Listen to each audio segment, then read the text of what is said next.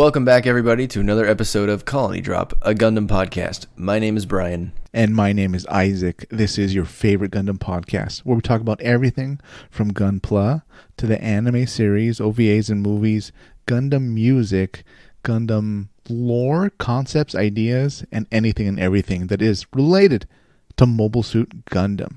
That's right, Isaac, and today we are finishing off our review of your favorite series, Mobile Suit Gundam 0083 Stardust Memory.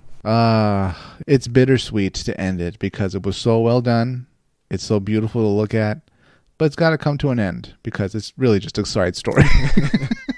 It came to a fiery end, Isaac. I feel like a lot happened in this back half. Yeah. I didn't remember how much happened in this back half. Not maybe necessarily in terms of like action, but just in terms of everything being revealed, and there were conspiracies upon conspiracies, and there were backstabbings, and a lot of it is like it's not told necessarily super explicitly. You have to do a lot of thinking, so I enjoyed that. Yeah, I mean, even after the series, you had to do a little bit of like reading to figure out, well, what happened to so-and-so? That's true, know? Yes. So, or maybe to dig a little deeper into the facts of, wait, why did that mobile suit show up out of nowhere, and blah, blah, blah. Right.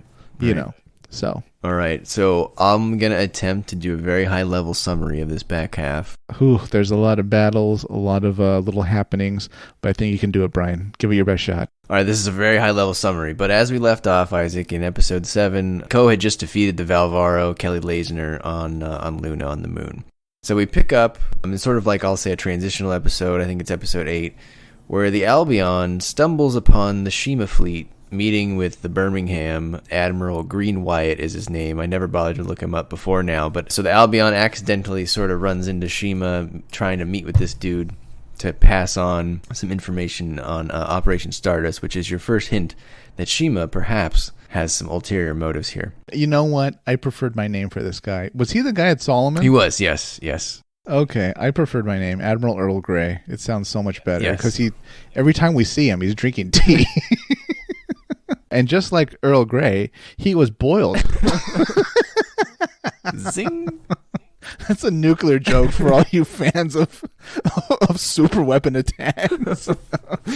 So also in this episode, Lieutenant Burning dies right as he's about to reveal. He finds this, a suitcase full of the Operation Stardust details, and right before he's able to reveal it, he perishes. His suit had been damaged in the battle, and he dies. So big tragedy there. This man has the eyes of a hawk, because in the wreckage of one of Shima's Musais, he was able to realize there was a dead officer with a briefcase handcuffed to his wrist.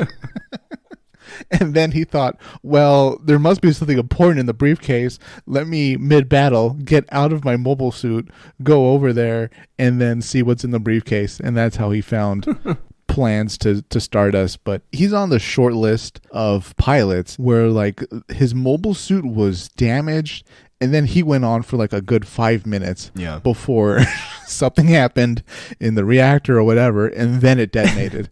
That almost never happens with mobile suits. It's either they're fine and they can make it back to the ship, or whatever damage they took, they explode within seconds.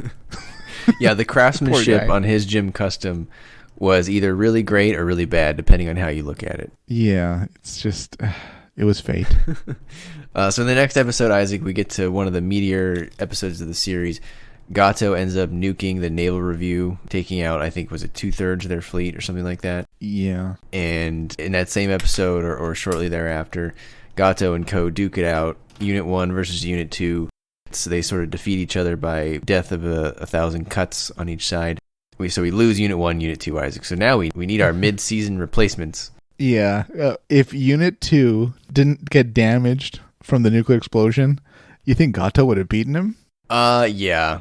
Wow. I'd say he still had the upper hand in that battle, and like one of his arms wasn't working. Yeah. And Unit 2 to me wasn't even really that much of a combat suit. It was made to drop that nuke.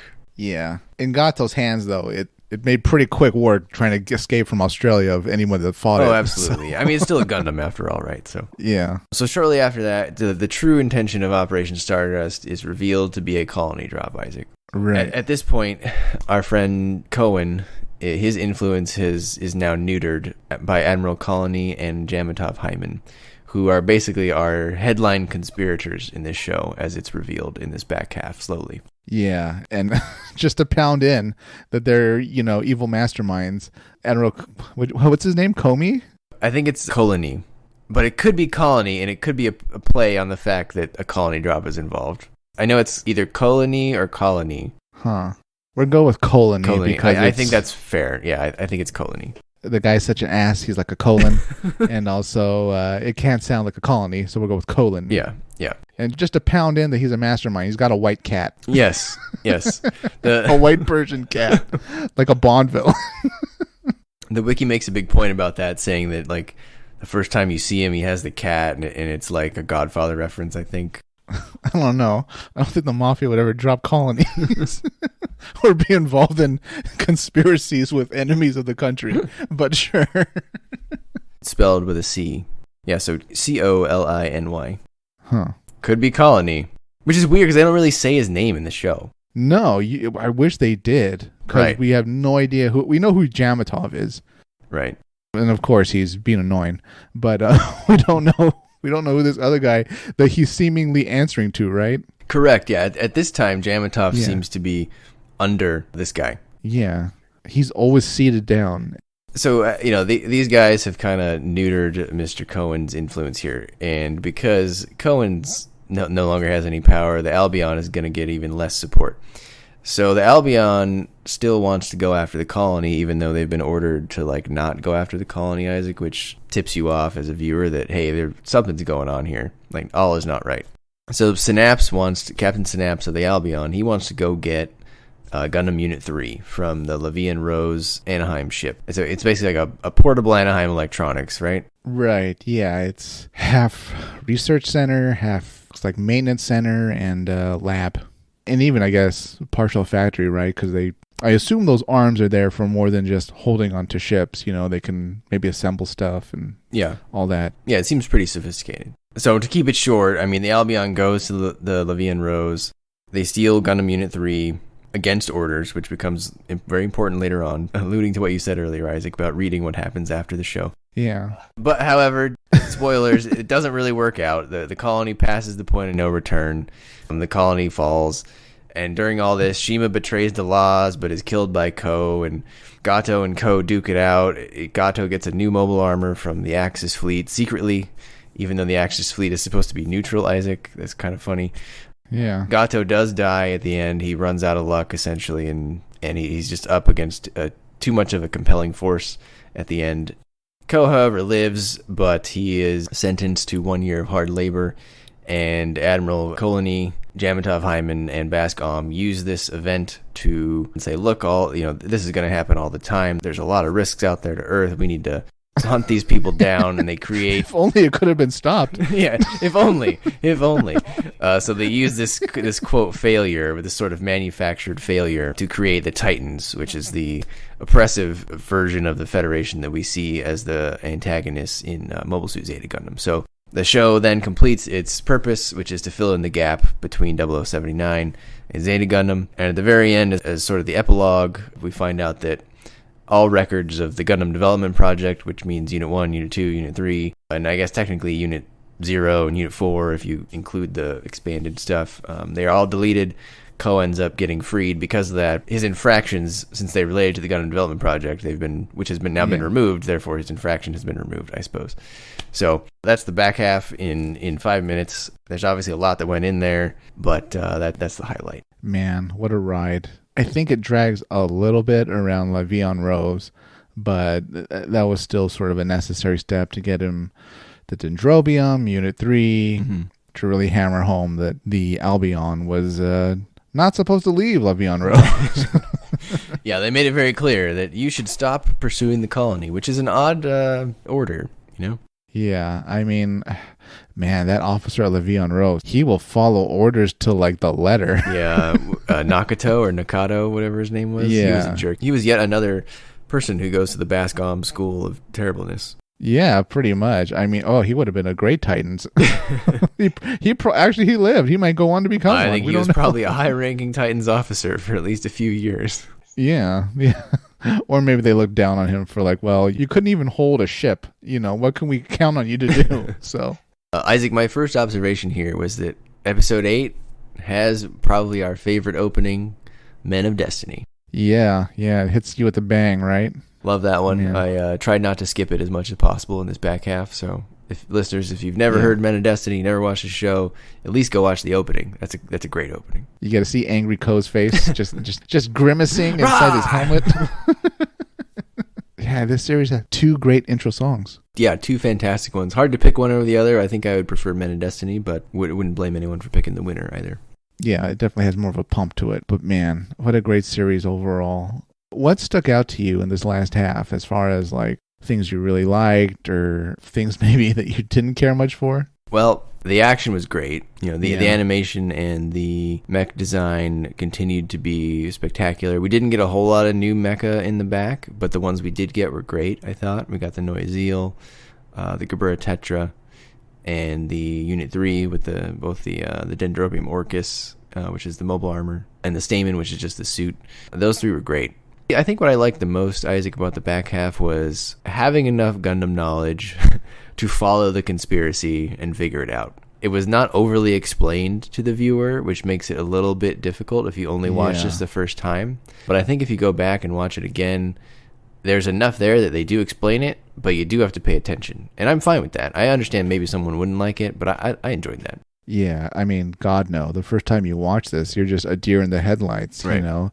Especially watching it the first time as your first Gundam series. Yeah, that'd be... Dare I say, I'd even go further and say, don't you dare recommend this as a first Gundam series for somebody, because so much of the context will be over their heads. Yeah, it's cool space battles, but I don't think they would understand the significance of the conspiracy and all the players and all their motivations. Yeah, it'd only be like, well, pretty battle. That'd be the only reason you chose somebody, but other than that, no. Show them Iron Blood Orphans or something else. But anyways, as far as the actual workings of the plot itself, even afterwards, you have to kind of scratch your head at some of the things. Why was the target not Jabberell? And then, Gato kind of explains it offhand, but it would have been better, I think, if maybe that was something Delaz discussed way beforehand or throughout the series. Mm-hmm. What else? The whole plot with the Titans, that could have maybe been hinted at better with Jamitov and the Admiral. Then again, maybe they couldn't do it too much because it would reveal what Cima was up to. Yeah, it's that delicate balance of like, how much do you telegraph the conspiracy? Right. I think the problem there, Isaac, is if Jamitov shows up, well, we already know, most viewers of this have already, especially at the time, would have already seen Zeta Gundam. They know who Jamitov is, so if he shows up, well, then the cover's blown on that one. Let me know if I counted this correctly. I think there's at least 3 conspiracies happening here. It's a conspiracy pilot. Yeah, all right, I was trying to break it down. So the first conspiracy is from the Anaheim guy. His name, it turns out, is O'Sullivan. Okay. I don't think they say his name either in the show. No, we wish we did, but he's just corrupt Anaheim guy. He is demonstrating that Anaheim plays both sides, right? He's providing Unit 4, which becomes the Gabura Tetra, to Cima, but he's also providing the Unit 1 upgrade parts and working on Unit 3 for the Federation. Those organizations are at war, literally. Like, that's what Anaheim does. So this guy is a conspirator. He has his own goals, though. A point here on him, though, Isaac, is at the very end, we see him dead, shot dead on his desk with a gun in his hand, implying that he killed himself. However, I don't think he killed himself, given that he was already playing both sides. To me, he would always have an exit plan. He wouldn't just kill himself. He would have been prepared for this scenario where he was found out. The wiki does correctly also point out that the look on his face when he's dead is one of like sort of anguish or like fear, implying that someone shot him, assassinated him, and then put a gun in his hand to make it look like he did it. Yeah, I was curious about your input on that, and I'm glad you just laid it out for me. You could argue that he killed himself for some reason, but like you just said, that doesn't really hold up under how things were going. No, not based on his character, his actions. So I think this is Jamitov cleaning house. Absolutely, yeah. I assume Bask was involved since that's his little attack dog. So continue the conspiracy count. That's one. The second conspirator is Cima. My understanding, Isaac, is that Cima Given her past, she's not necessarily fully committed to Zeon. She's sort of been, not excommunicated from Zeon, but she's not super welcome there either. So I think this is her opportunity to switch sides and get welcomed back to the Federation and cleared of all problems in exchange for delivering the laws to Jamitov. Do you think if, okay, things went according to these conspirators' plan, the Titans conspirators' plan, would she have been offered a place among the Titans? Or on the one hand, she kind of earned it. On the other hand, I can see them saying, well, we appreciate the help. Here's some money. Go into a corner of the universe and never come back, because at the end of the day, you're still a space noid. That's a great question. I hadn't thought of that. I'm gonna go with we would have seen Titan Cima, and it would have been pretty badass. I think they would have offered her a position, and they would have waited to see if she was going to prove herself, or they would have just killed her. That's true, yeah. I don't see why she would get different treatment than the Anaheim guy. Maybe she had something to offer. I mean, she is a good pilot. She's got a little bit of a fleet. Now, her fleet got kind of decimated, Isaac, so I don't know that she has a whole lot to offer anymore, other than Delaz, but, you know. No. Was the Cima fleet destroyed to, like, the last man, or do you think there were still a few Gelgoogs out there and, like, one damaged Musai left? I'm going to guess that most of them were gone, but I'm sure there were some stragglers. But, I mean, does anyone really matter except the ones that were on the little Marlene? And, I mean, that blew up.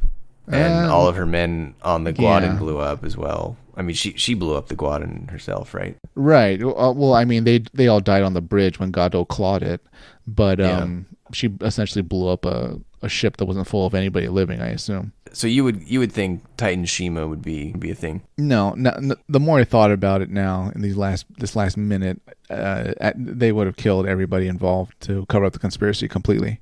Yeah, because she has knowledge of what they're doing. Yeah, they have to kill her, no matter what. Maybe they promised her a place among the Titans. Maybe they even said, we're gonna form the Titans. You don't have to join. You can, we're gonna give you a mansion on Earth. You're gonna have so much money. Oh, it's gonna be great, Cima. Yeah. And then, they would have killed her. Yeah, I think they offer her a position on the Titans to get her to walk into the room, to give her uniform, and then that's when they shoot her. Yeah, exactly. Yeah. Okay, so there's 2 conspirators down. Okay, and then obviously the third is Admiral Coliny, Jamitov Hyman, and Bask Om, creating this manufactured failure to stop the colony and then using it as a reason to launch the Titans and seize control of the Federation government, or the Federation military, I'll say. Yeah, I mean, you could almost even put in one more. You could put in the Delaz fleet, because their conspiracy was a conspiracy on its own to just attack and hopefully cause the colonies to rise up. Oh, yeah, absolutely. Sure, yeah. Add the Delaz fleet to the list. So that's at least 4. And if there's another one out there, let us know, listeners. Did we miss one? Yeah, that's a lot of conspiracies. Oh, boy. What a pile up. It was interesting that they all kind of came together at the end there. It's funny that, Unit 1 and Unit 2 end up duking it out, and then Unit 3 and Unit 4 end up duking it out, too. A little poetic, I suppose. To the extent you consider it Unit 4, though. For me, personally, it's Unit 4 from a certain point of view, but it's very clearly the Gerber Tetra. Yeah, I mean, it got a fresh coat of paint and new armor, so... They rounded it out, they gave it big shoulder pads. Something interesting, Brian, I really want to talk to you about that I read is... I think this was on the Gundam subreddit, but somebody said, if you think about it, the Cima fleet were kind of heroes in this whole situation. They're fighting to stop the colony alongside the Federation fleet by the solar system. And the Albion, choosing honor over reason, decides to fight the Cima fleet while they're trying to stop the colony. It was a kind of pointless waste, a misdirected effort. Yep. It highlights the heroes in the Albion as very foolhardy, stupid, and really ignorant of the whole situation, and how they really should have not fought the Cima fleet and still worked against the Delaz fleet and, stopping the colony. Yeah, I hadn't thought about that until I actually watched the moment when Ko kills Cima.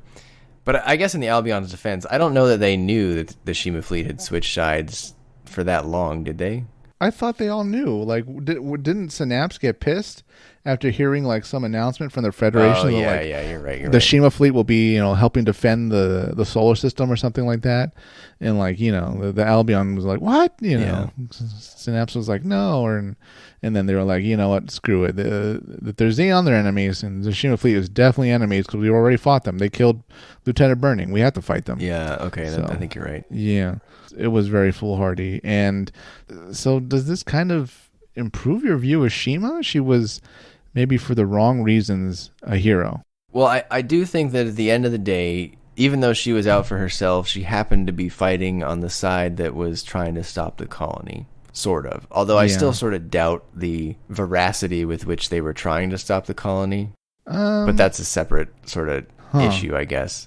But like, for example, Cima even calls this out. So when she attacks Ko, she attacks Ko primarily because he just blew up the little Marlene, and then he blows up another Musai with like that demolition chain, which was super cool, by the way. That was they need to bring that back. Right, yeah, that was pretty cool. Yeah. And she goes, and she basically decides like, okay, well, I have nowhere, like her wingman is like, oh, we should fall back. And she's like, well, where do you want us to fall back to? Because like all of her stuff's getting blown up. And so she just basically decides that she needs to like take out Ko because he's like killing her whole fleet. And she even asks him like, what side are you even on right now? And then she gets killed. But like, she's right? Because she's telling him that like, hey, I'm like by default sort like on your side now, even though I'm outwardly Xeon.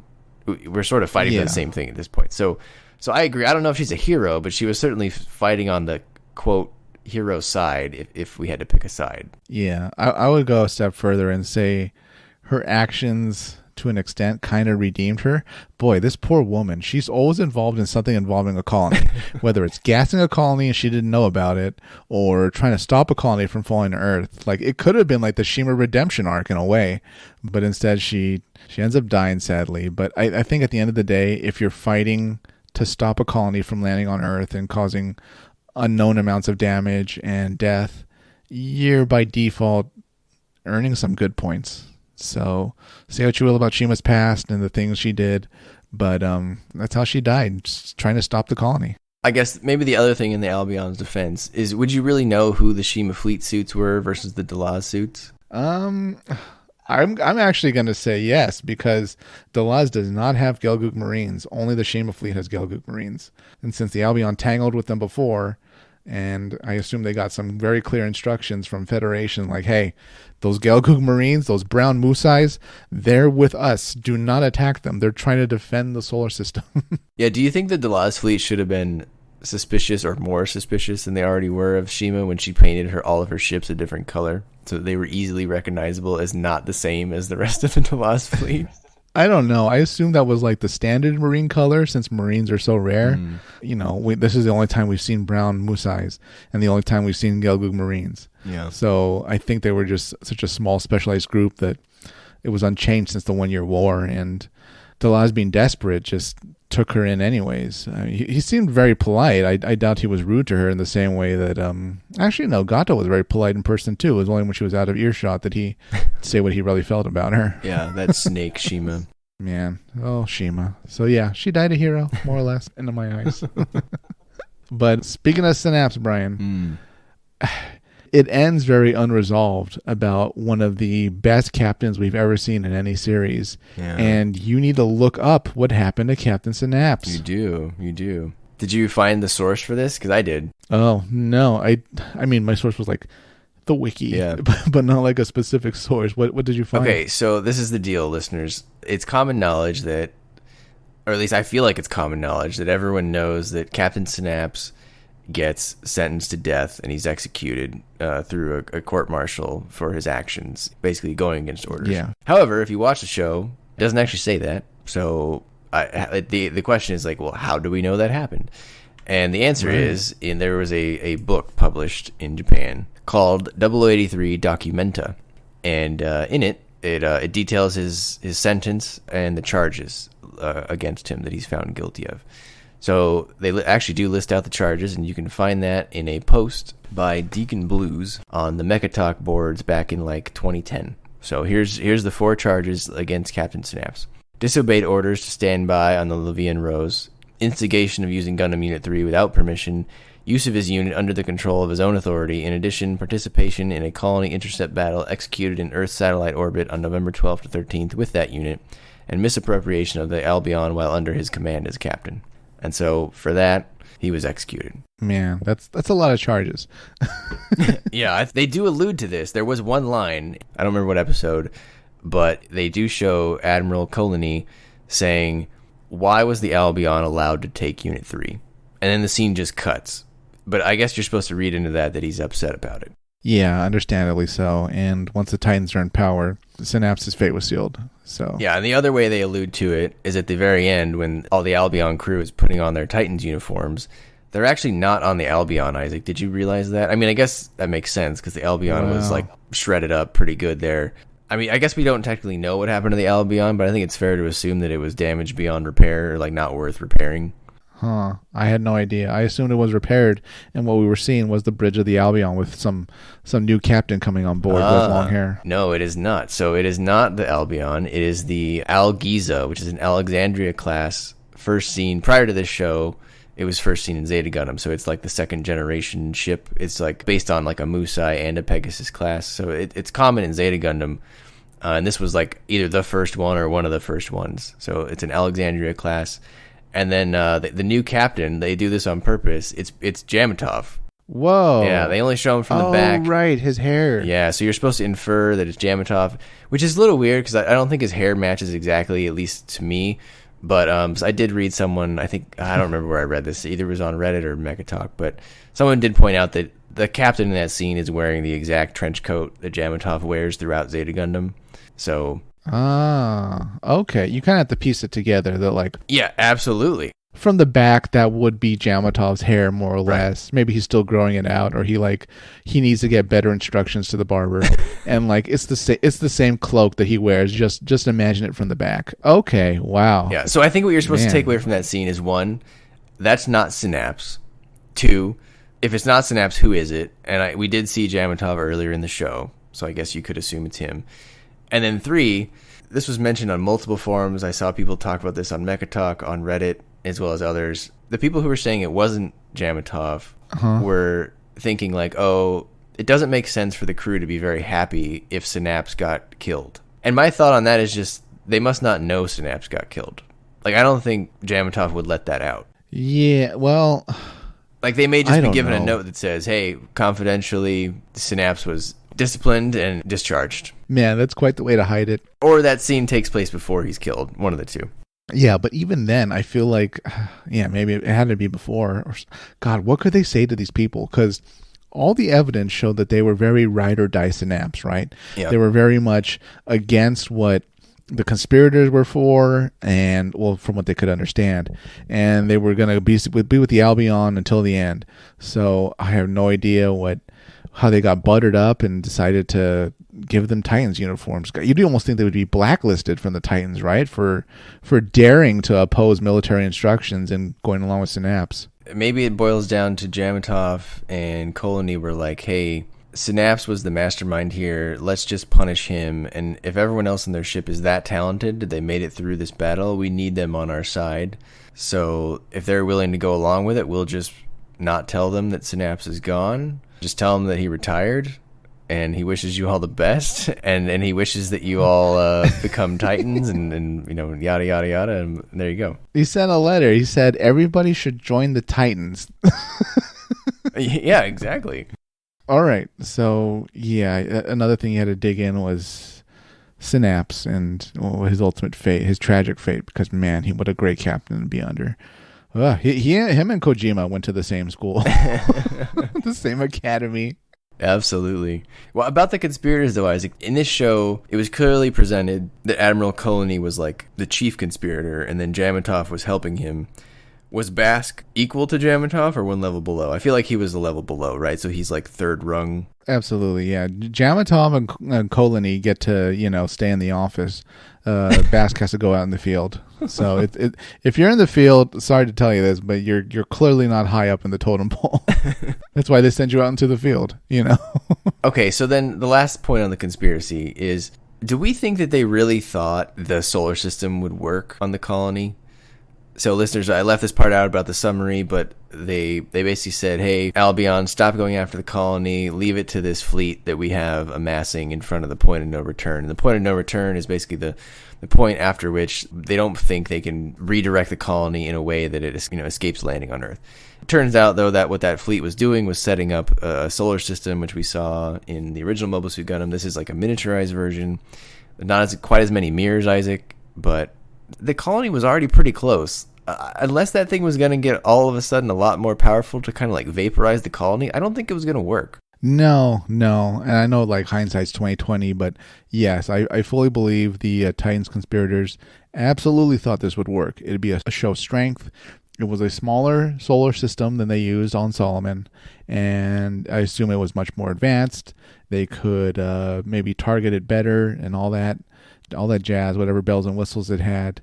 And this was going to be such a show of strength for the Titans. They could blow this colony out of the sky. It would intimidate all the other colonies because, oh my God, now they have a solar system too that's able to fry colonies. We better stay in line. They would be heroes on Earth because they just saved the planet. And oh, look at those evil space noids. Oh, they're dropping colonies again. Unfortunately. I don't know if this is because the solar system was the only weapon they really had other than nuclear weapons, and God knows why they didn't try those. But they didn't take into account a few things, Brian. They didn't take into account that, unlike Solomon, this thing's actually moving. So they're hitting a target that's moving towards them. Also, their fleet and the control ship is going to be under attack during this whole operation. So they weren't really counting on that because by that point, Cima should have neutralized Delah's fleet and had them stand down, if you remember. Yes. Only Delah's pleading with Gato caused that to go awry. Delah's pretty much said, kill me and lead the rest of our troops to continue the operation, which he absolutely did. Right. So now the fleet that's there with the solar system and the Cima fleet have to fight against, I assume, a much more motivated and angrier Delah's fleet. So that plus the Neue Ziel being there, which... God, who knows how many people Gato's killed with the Neue Ziel. Yeah, he was a terror with that thing, for sure. Yeah, that made such a bad mix. The Delah's fleet did so well at that point that Gato was able to fly to the colony, land, get into the colony to enter in the final course corrections. You would have thought that, well, maybe Bask Om isn't that smart, but you would have assumed a more competent admiral would have said, we need to get Federation troops in normal suits to get on that colony. I don't care what it takes. Get to that control room and just try moving into a different direction. And then we would have had a scene of maybe a gunfight inside the control room. But Bask Om was running it. And this is another part, Brian, back to your original question of, did they really think this would work? Yes, if they waited for the full focusing of the mirrors. But Bask Om decided to get scared and immediately called for the firing when he could see the colony with his own eyes. Yeah, that part always rubbed me the wrong way. Like there were no scientists there. Yeah, like you do all that work and then you're like, it's close enough. Just fire the thing. It's like, how much effort did it take to get here and you're going to like bungle it at the last second? God, yeah. If Tianum lived, he would have waited to line it up, right? He would have been like, Yes. All right, everybody, I've seen this thing work before. We're going to wait until all the mirrors are ready, and then we're going to fire. And this is going to be the coolest thing you've ever seen. But no, Bask Om was like, 60%, fire it anyway. You mentioned Tianum. So if you read Kowen's like wiki page, it turns out there's this whole discussion about how he's like a part of the reformist faction of the Federation, whereas like Jamitov and Coliny are part of the Hawk faction or like the conservative faction. If Revel and Tianum were still alive, do you feel like the reformist faction would have had more power? I feel like if they were still alive, Jamitov and Colony and Bask, I don't think they would have been able to get as far as they did. No, not at all. I assume Revel ran the show, but I'm not sure where Gop would rank in there either. I assume he and Revel, since they work well together, right? Yeah, he definitely doesn't seem on the level of Colony and Jamitov. No. Tianum, oh boy. So you said there was the reformist faction and then kind of the conservative faction. Yeah. I think there was also this other faction from what I read that was like the ship faction.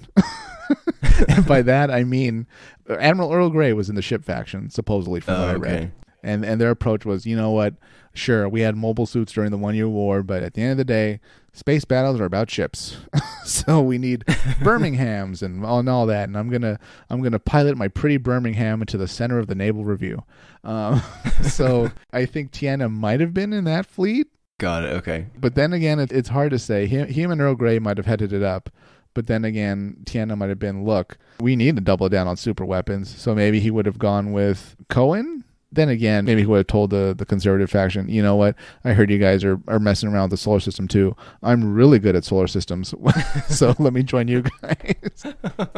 See, all this stuff you had to read online in lore outside of the series to kind of piece things together to really figure out that there were these larger factions that Kowen and Jamitov were a part of. Because otherwise, it just seems like these admirals are just running things so autonomously that they can really mess with each other on such a scale.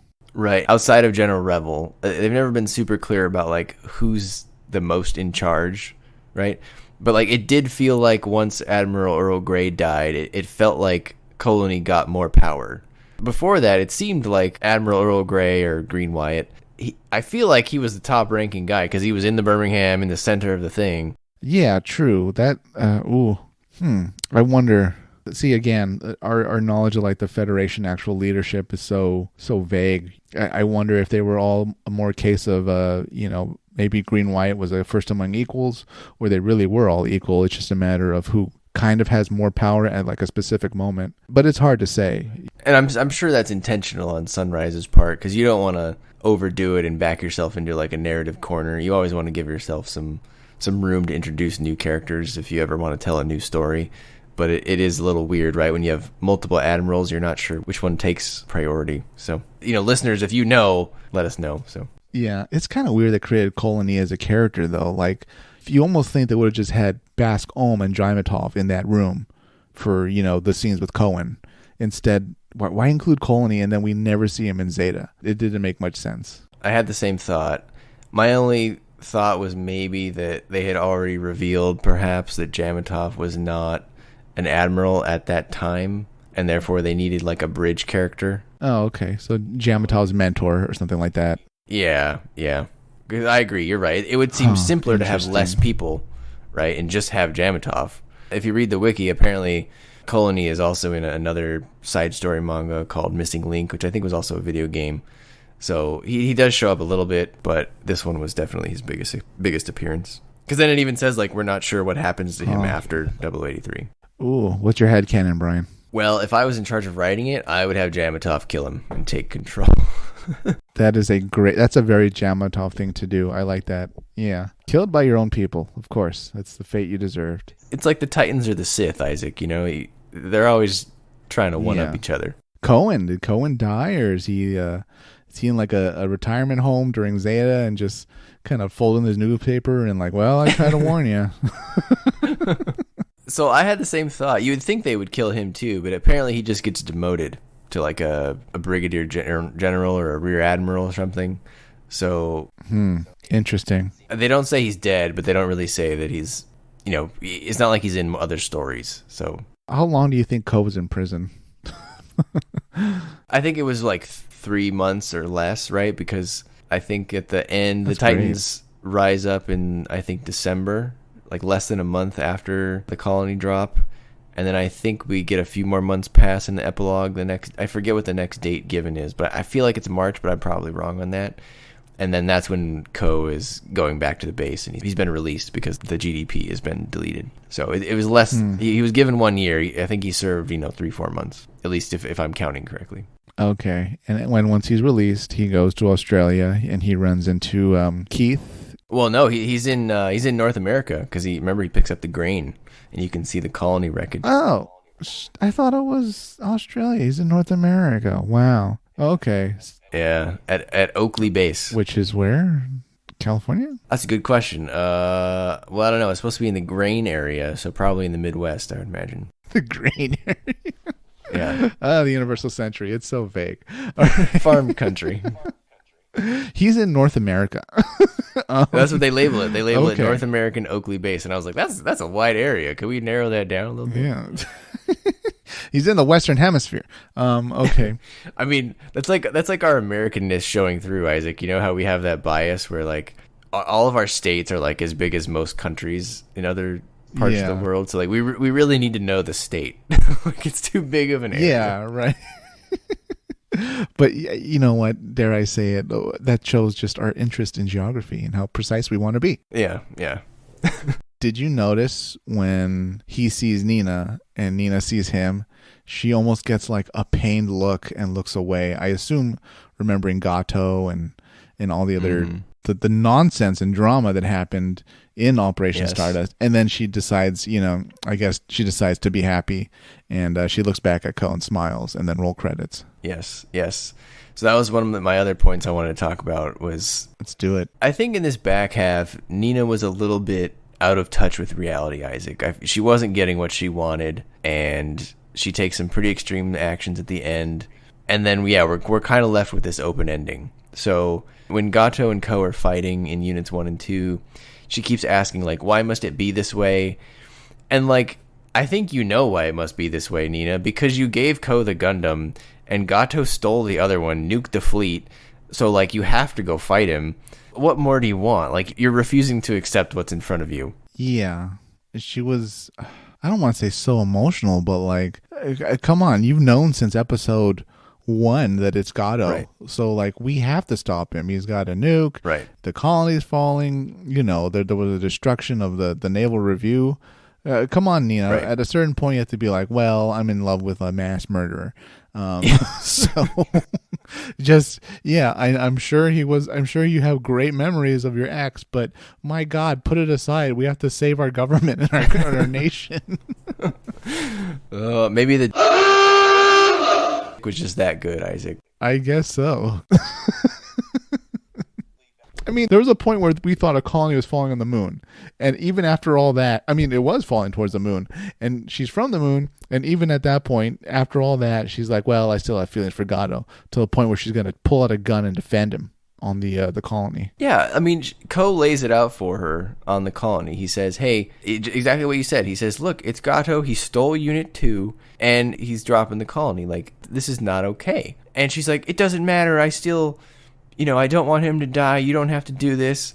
And, like, I feel like she's just being selfish. Yeah. It's like, Nina, you made your decision way back when things didn't work out. I mean, if he was with you, he would have been with you. Instead, you haven't seen him for who knows how long until Australia. Right. So, God, what a mess. What a horrible mess. So, what's your headcanon? Do you think they get back together and live happily ever after, or what? Yeah, I think everybody lived happily ever after that survived here. So Keith and Mora get together, which, God, they're kind of the most successful couple in the show. Well, the only successful couple in the show, right? Right. And then Ko and Nina, they did, kind of have an understanding, and they did bond over everything that happened and get together. But should they, though? Because I personally think Ko should tell her to pound sand. And like this woman shot at him while he's trying to save the world, Isaac. Yeah. So Ko's really sloppy seconds, right? Because she made her decision. She Absolutely. chose Gato. 100%. Okay. I would tell her to buzz off. If Ko has any balls, which he probably doesn't, he should tell her to, take a hike. Yeah. I don't know. Would you be okay with them being friends? Like, he comes back and he's like, what you did was pretty bad, and I clearly had feelings for you. I'm clearly going to be around. Keith is my friend. Let's at least have a polite friendship, I mean, I think they could be civil around one another, but I would not be her friend. She left him for dead on the colony. They locked his ass in the room, remember? So that he couldn't follow them. Man, she left him for dead. Okay. All right, you got me there, Brian. Yeah, Ko should not get with Nina, no matter how he feels, no matter how rough prison was, and what emotional support he's looking for since Synapse is gone, Burning's gone. Yeah, I doubt the Immortal 14 will be inviting Ko for drinks. You know who he should have got with? Uh-oh. Cima? No. Was Lucette from Anaheim, like the other Nina, wow. Right? The Unit 3 Nina. Yeah. She had a way better haircut. She had a better attitude. She knew what she wanted. And I thought that scene where she goes into his room after he took a shower and she says, Ko, there's something I want to show you. I was like, wow, this is really going in a weird direction for the show. Yeah, man, you're right. She was the anti-Nina, right? She died to help the Federation. She went out of her way to try to help the Federation, whereas Nina went out of her way to help the Delaz fleet. Right. Yeah. Yeah, she chose the moral ground of like, hey, we have to do everything we can to stop this colony. Federation orders be damned. Let's get this done. And Nina chose, well, he was my ex-boyfriend and I still clearly like him, so don't kill him, please. Yeah, man. Oh, Nina, you're hard to redeem despite our efforts. And this isn't to say that that makes Nina a bad character. That's obviously her character flaw. It just makes me not like her, that's all. So maybe that means that Nina turns out to be a good character, even if she's annoying. Yeah. Oh, we better hope she doesn't have another boyfriend, because like she'll be helping Neo Zeon. Yeah. Yeah, how many other Gatos are out there? We're gonna see like a middle-aged Nina in like a new series about like her helping Neo Zeon because she had another ex. She's like making their mobile suits now. She's going to go hit on Char next. Be like, oh, you have long hair and it's light colored and you're an ace pilot. Can you tell me about your ideals?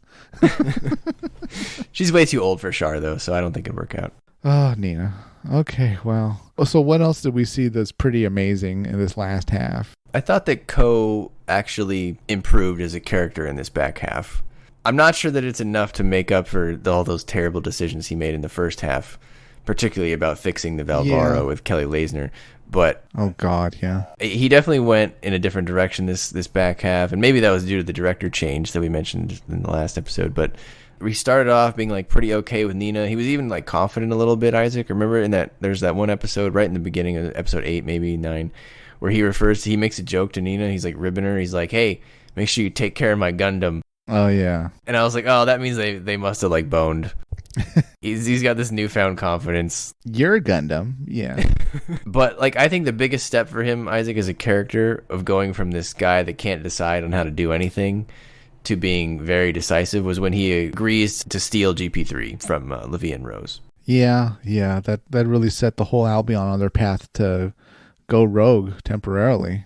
Right, because I think old Ko would have just ran away, which that was his usual problem-solving strategy, was to run away and not solve the problem. But here, he made the conscious decision, okay, I have a moral decision to make.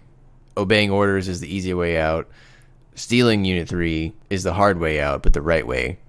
So let's go do that. Yeah, and even as a pilot, he had leveled up so much by then. He went from a somewhat pathetic test pilot to being able to pilot what was, I assume, the most advanced mobile suit and mobile armor the Federation had at the time. Yeah, and he did pretty well with it. I mean, that said, it probably outclassed everything he was fighting, but right, he was killing everybody. So again, that cool demolition chain that he took out that Musai with. He had those big beam sabers, Isaac, where he cut that Musai's bridge off. He should have used that more often. That was pretty cool. Yeah, I think, from what I vaguely remember, I mean, he was clearly able to be neck and neck with Gato for a while, but I think Gato had the upper hand on him right before the solar ray fired. You're correct. I paid special attention to that battle so that I could answer that question. You're right. They were neck and neck for a while. Like, Ko got that really one good missile hit on Gato in the beginning, and the Noiseal's shoulder was damaged from then on out. But after that, Gato destroyed Ko's eye field. He disabled both of Ko's dendrobium arms. Yeah. And then you're right. Right when the solar system was going to fire, he had him like pinned down with those, I don't know, like mini arm anchors. I don't know what you'd call those, but... Oh, yeah, the surprise arms. yeah, there you go. If you're close enough for those, it's pretty bad. You're in trouble. Surprise, motherfucker. Yeah, like, what do you mean it has more arms? Yeah. 2 arms are not enough. Here's 8 more. Right, yeah. Yeah, I mean, he had him dead to rights, so... At that point, though, I don't even know. Was Gato really interested in killing Ko? I think he just wanted to win the battle. Do you think he really would have, like, finished him off completely? Yeah, I think Ko was going to go down. I think everybody was going to go down there. It was the Lost Fleet's last stand. But yeah, the Gato and the Noisiel, Isaac, that was a show. I tried counting the amount of Salamis he killed. I think it was at least 7, maybe 8. And that was that was on screen, so I'm sure he got a few more off screen, right? Because they were fighting for hours out there, so... Yeah. Speaking of fighting and not fighting, I suppose. How come Bask Om wasn't like punished for the failure of the solar system? Like, Did he just chalk it up and say, well, it was the Albion and the Cima fleet. You can't trust those. You can't rely on those space noids. Like you assume he would have faced some type of punishment for the operation he was single-handedly leading in space in the field, not going according to plan. I think he would have blamed it on Gato destroying that control ship. Huh. Okay. All right. That makes sense. Yeah. You could say, well, the control ship didn't come back, so they destroyed it. That's all the evidence you need.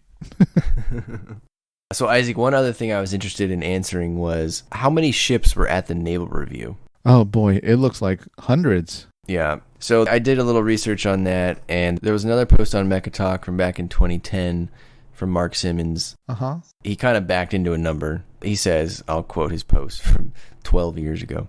He says, in the 0083 novels, the commanders of the Federation pursuit fleet that leaves Solomon estimate that they outnumber the enemy 5-1.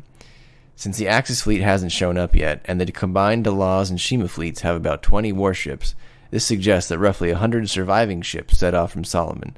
So there may have been about 250 of them at the naval review. So that seems reasonable. Yeah. I mean, it's hard to tell with like the stars and the lights and all that. Right. Solomon or Konpei Island being lit up like a Christmas tree. But it could have been anywhere from hundreds to maybe the low thousands. It was hard to tell, really. Yeah. What's a mobile suit out there? What's a fighter? And all that? What's a capital ship? Okay, that makes sense. One more thing I just realized is the failure of the Solar System 2 meant that the Titans had to develop the Grips colony laser. Because if the Solar System 2's debut was showing everybody that it can wipe out colonies and it failed at that, the next logical step for the Titans would have been, guys, we need to develop an even more powerful weapon that can take out colonies or at least heavily damage them. It's also kind of, and whether this is intentional on Tomino's part or not, but the solar system was always the Federation weapon, and the solar ray was always the Xeon weapon, or the fascist weapon, if you will. So the Titans moving from the solar system to the solar ray is thematically appropriate. Yeah, absolutely. Yeah, good catch on that. Ooh, okay. What was it? You lived long enough to die the hero or see yourself become the villain? Yeah, there you go. Or make yourself into the villain in Jamitov's case, I guess. Yeah, conspire your way into becoming the villains. So 2 things I noticed that I believe don't have answers. After Unit 2 fires the nuke and Gato flies away, he just kind of disengages the bazooka and it floats away. I wonder what happened to the bazooka. Someone should go recover it and make a side story about it. Second, we don't really know what happened to Unit 3, the Stamen. I mean, obviously the Orchis was destroyed or, damaged beyond repair. But Unit 3 was fine. It was inside the Orchis, had no real noticeable damage. I think the wiki surmises that perhaps it was disassembled when the Gundam development project was deleted.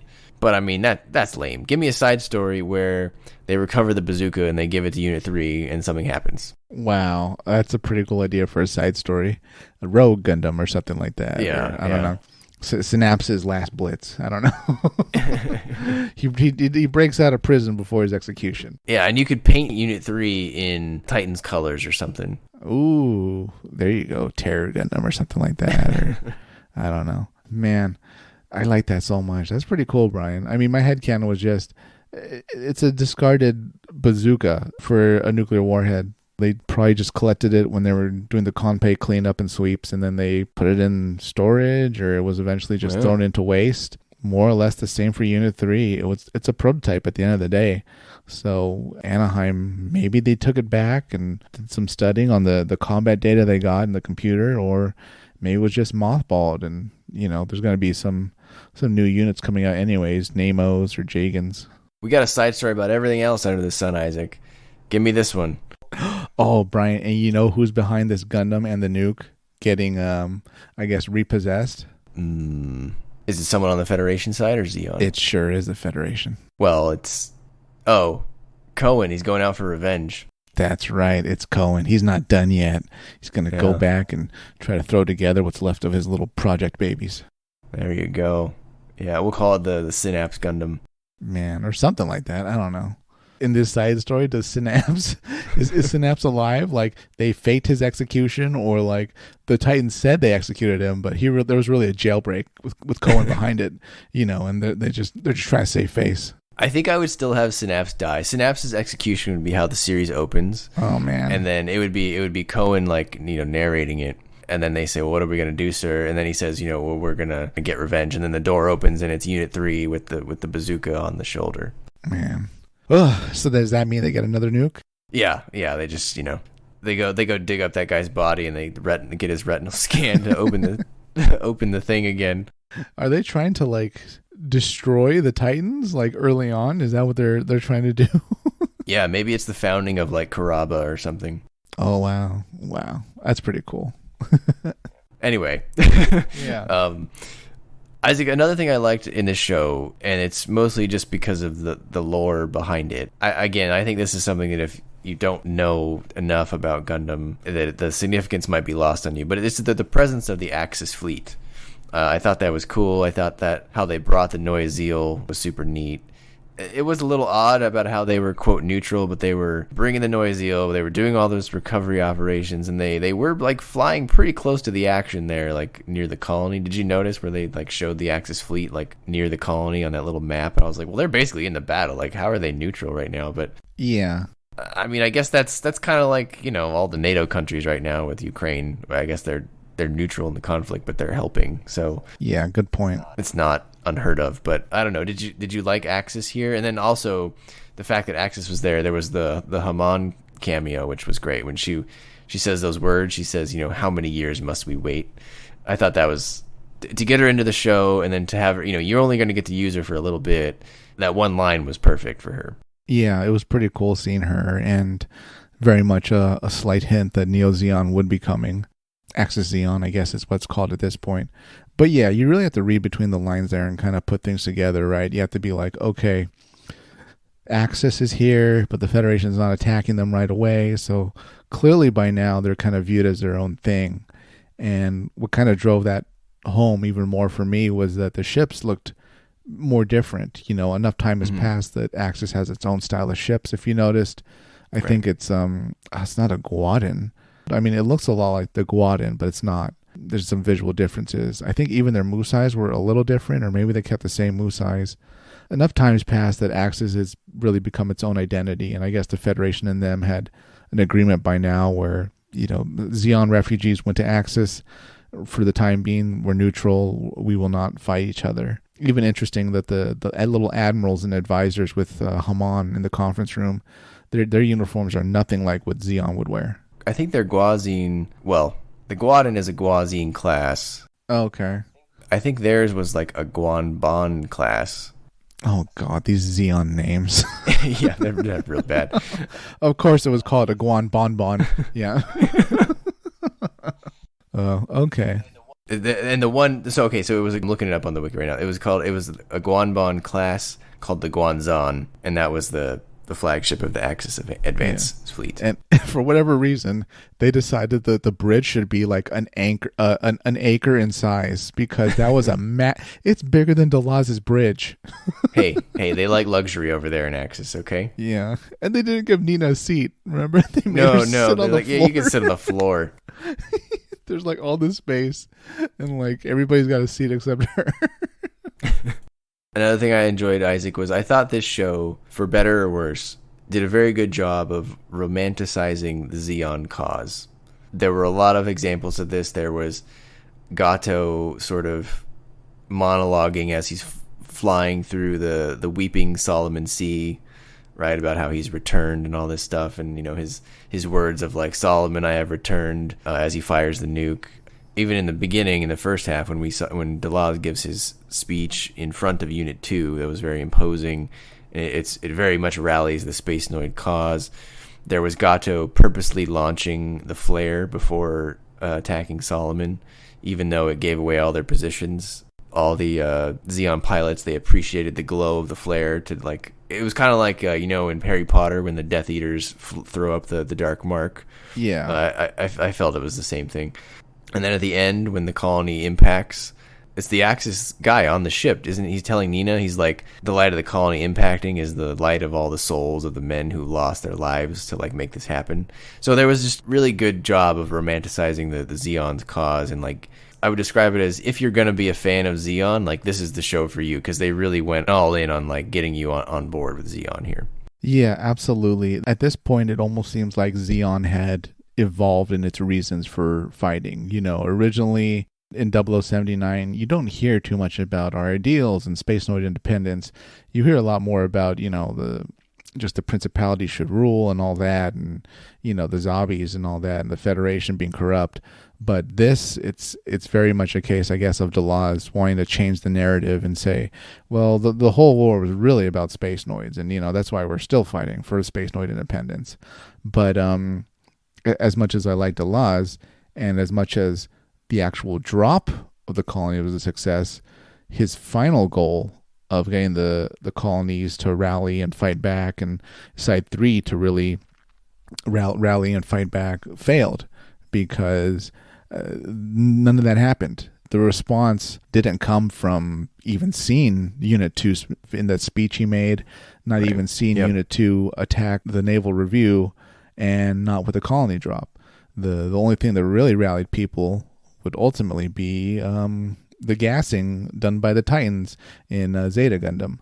So time would still have to pass by before the colonies formed Aug and Karaba on Earth, and yeah, people finally rose up against the Federation, but it was definitely not Delaz or the Delaz fleet's actions. Yeah, what it ended up inspiring was actions against them rather than actions for them.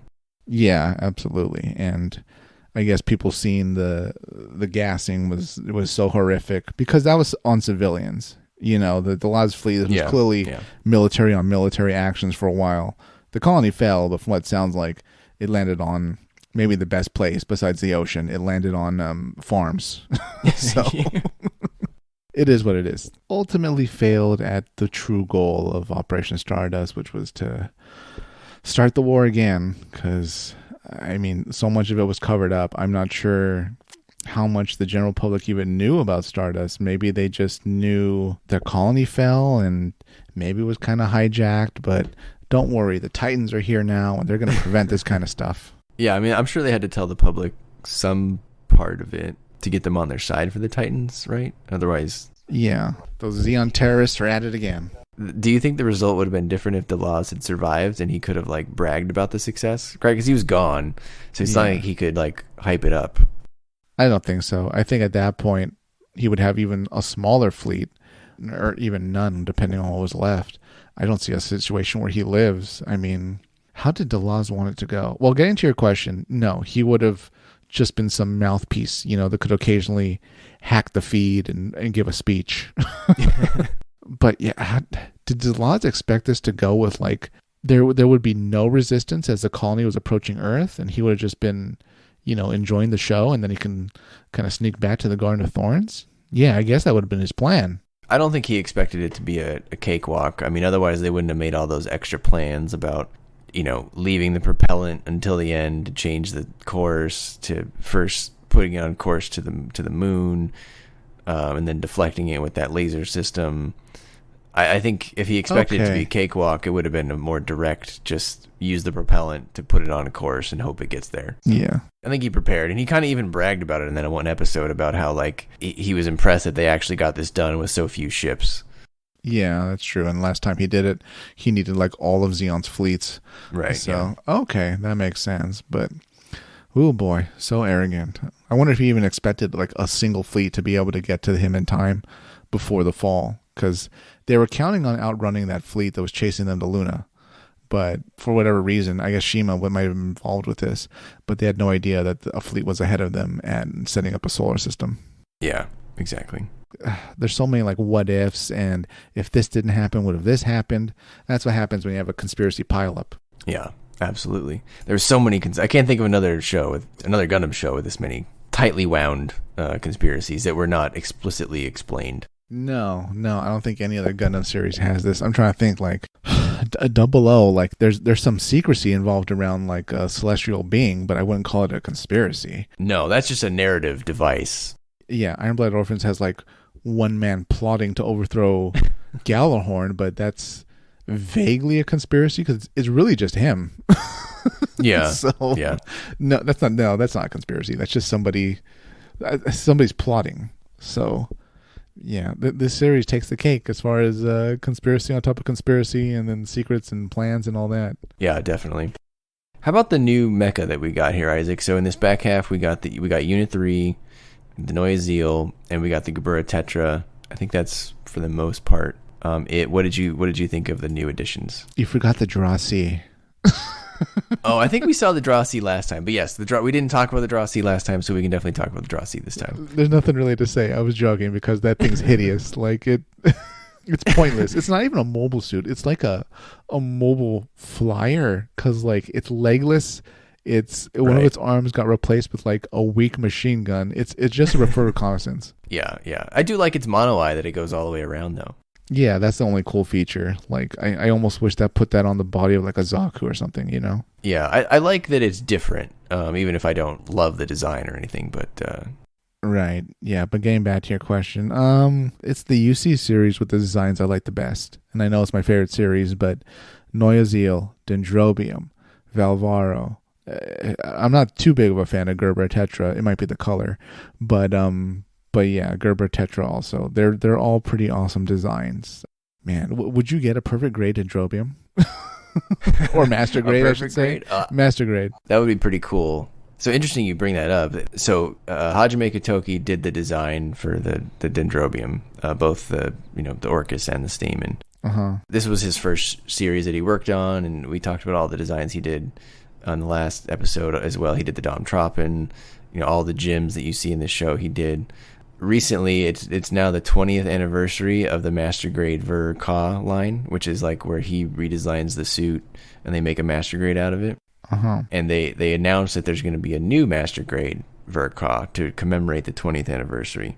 They did not announce what it would be though, and people have been speculating like, I wish I want it to be this, I want it to be that. Given that it's a 20th anniversary one, it's got to be a Gundam, and it's got to be special. So it's either going to be a revision of the original Ver Ka kit, which was, the normal RX-78. But I think it'd be cool if, exactly what you said, if it's a Master Grade Dendrobium. I mean, that would be ballsy, because that thing would be like $600. But it'd be pretty cool. Yeah, man, I'd love to have one. And I'm not even big on like Gundams in general, because I'm always getting mono eyes. But it would be so cool to have... God, all the features and stuff, all the weapons, the missile pods, the claws, demolition chain, the massive beam cannon it has, the little, well, not even little, but the massive beam saber. Yeah. Can you imagine the effects parts for that beam saber? It would be... Oh, God. It'd be huge. That'd be a huge chunk of clear plastic there. That'd be pretty awesome, though. Man, oh, boy. But honestly, I would love it if instead of like one version Ka for the 20th anniversary, they would just do a whole 0083 line of all his designs, because a lot of these, like the Domtropen doesn't have a Master Grade. Yeah. All of the Unit 1, Unit 2, Unit 3 Master Grades are like really old, and they've never done a version 2. So to start it off with a version 2 of Unit 3, the Domtropen, the powered gym, the gym, I don't think the gym custom, there is one, but it's pretty old. There's not one for the gym cannon, I don't think. That we could get our Gelgoog Marine, Isaac. That would be great. There's not a Master Grade Gelgoog Marine. And he did all those designs. I think that would be super awesome. Yeah. I think people would buy him, Master Grade Zommel, would you be on board for that one? Oh, God, definitely. It's just that, I mean, they sound great, but at the same time, it does seem like a bit of a pipe dream, because there's going to be a new series out, and we know they're going to put all their focus on that, so we won't really get 0083. And 0083, while it has such great designs and stuff like that, the love story aspect, I feel like, is something that the fans usually criticize.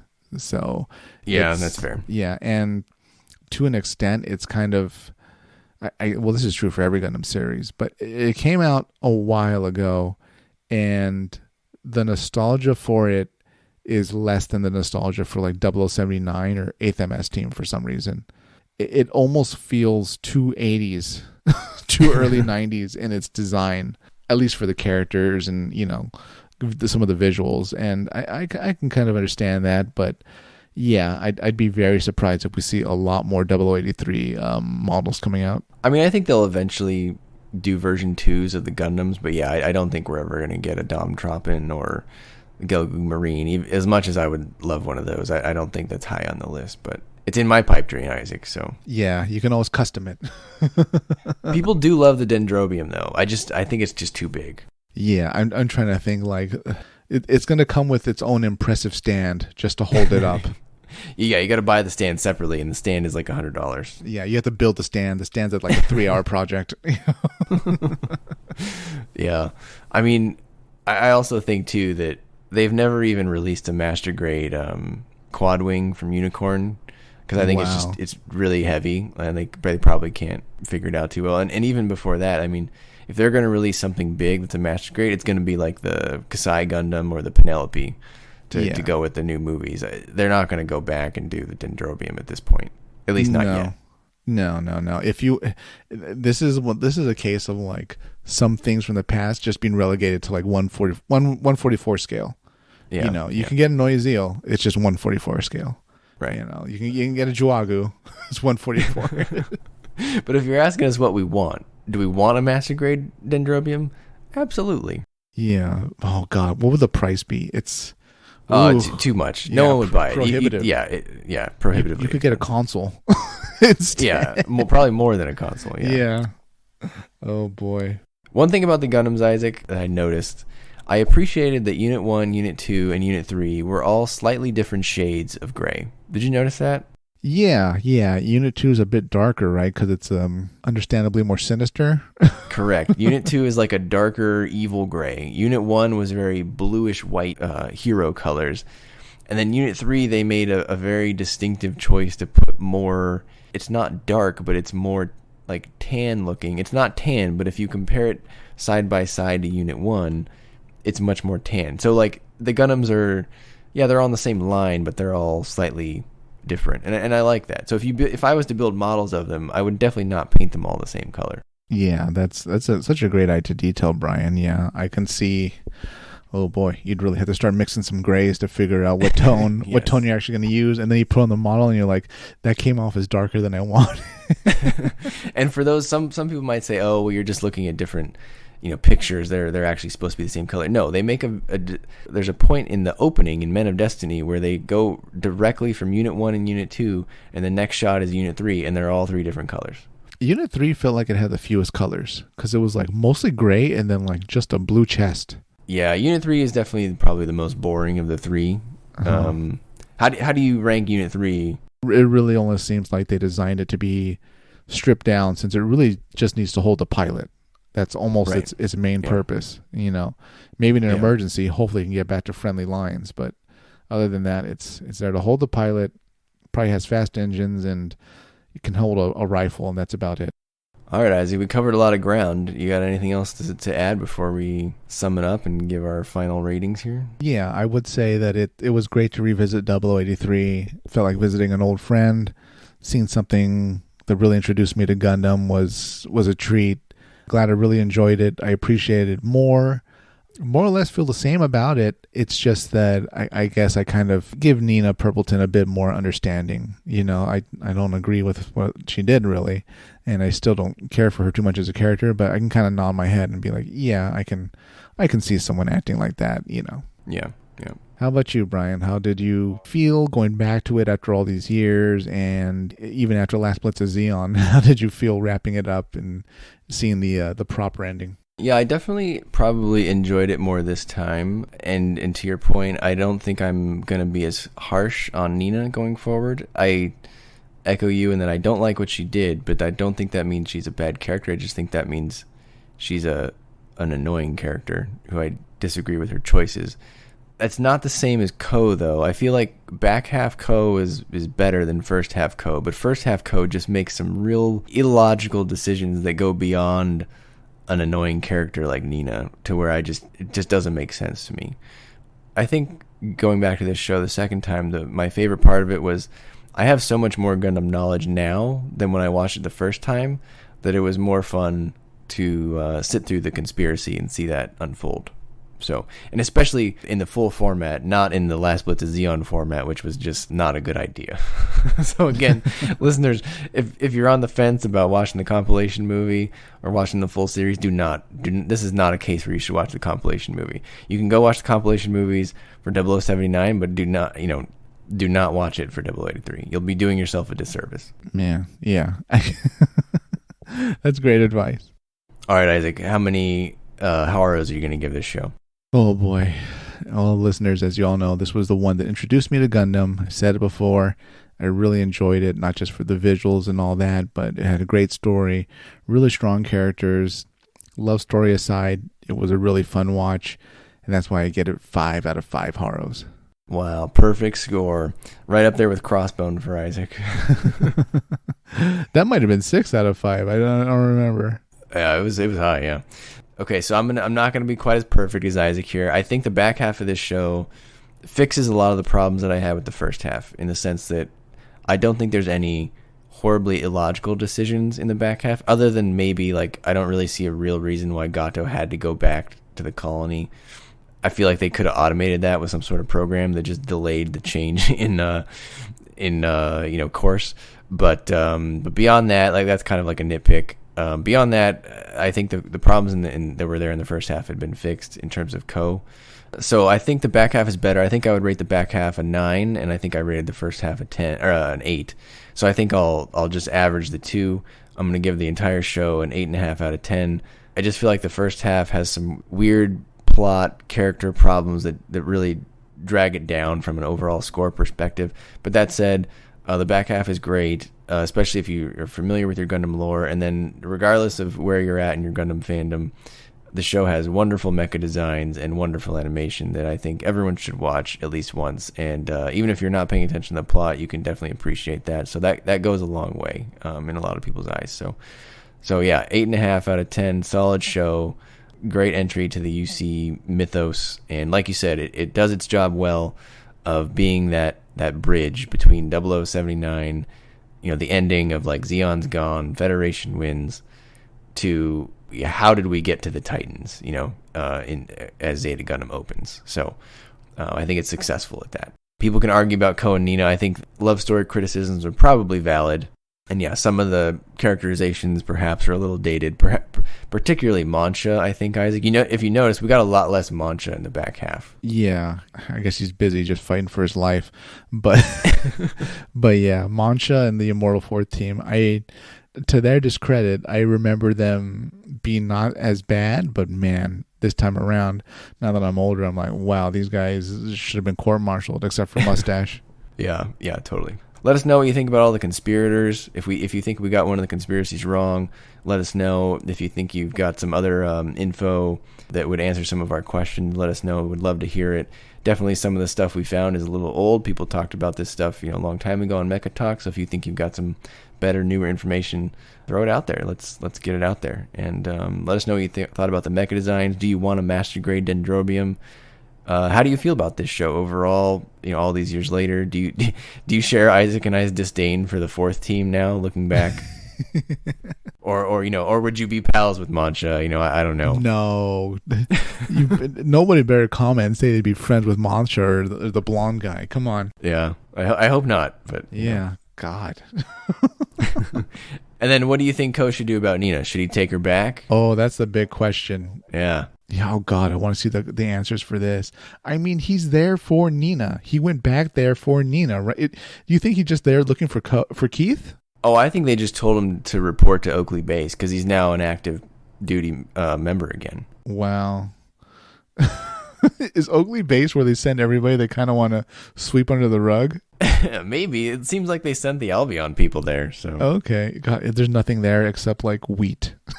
Well, if you notice, like, they put Keith back in a training Gelgoog. Like, I feel like he did a lot of service in this conflict, and he got no credit for it. So that's all you're good for, just training on Zeonic old machines.